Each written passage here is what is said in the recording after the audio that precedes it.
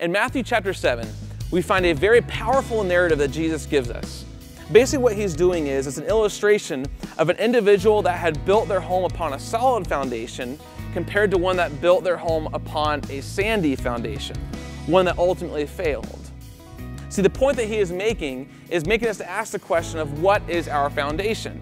See, in both cases, with the solid and the sandy foundation, both of them heard the word.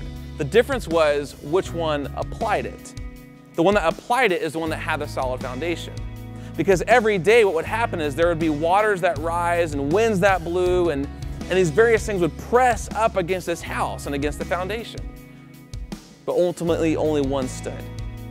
Well, the question then becomes, okay, what is our foundation? Because every single day there are going to be winds that come and rains that fall and waters that rise. In other words, every single day there's going to be something or someone competing for our worship.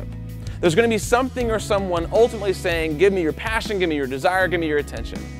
And if we don't have a solid foundation, then we will ultimately end up falling like this house did in Matthew chapter 7. It reminds me of this quote I heard from one of the founding fathers of America, where he said, if you stand for nothing, then you'll fall for anything. If you stand for nothing, then you will fall for anything. Well, it's all too easy to do that in our worship. It's all too easy to give our worship to something else besides God, unless we have a sense of what we stand for. And so in 2011, as we move forward in equipping and empowering a fully devoted worshiper in every home, this year we take a stand upon three things. And those three things are this. First of all, that we worship by the word. In other words, worship is not some sort of distant mystery where we have to try and figure it out. On the contrary, worship is something that God has designed and designed quite clearly, and it is found in His word that He has given us. And so if we seek that out, and if we live that out ultimately, then we will be those who worship in spirit and in truth. Second thing we'll stand upon then is this, is that we will worship daily. See, the more that you dig into the Word of God, the more that you try and learn how God has designed worship, you will find that what we do in a midweek service or a weekend service where we sing together and praise together, that is only one small piece of what it means to worship.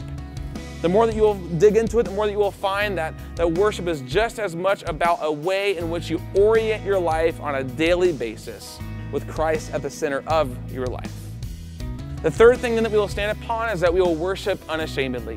If you have been transformed by the love and the grace and the power of God, there is absolutely no reason to be ashamed of the fact that you worship Him, that you orient your life around Him, that you connect and engage with Him every single day.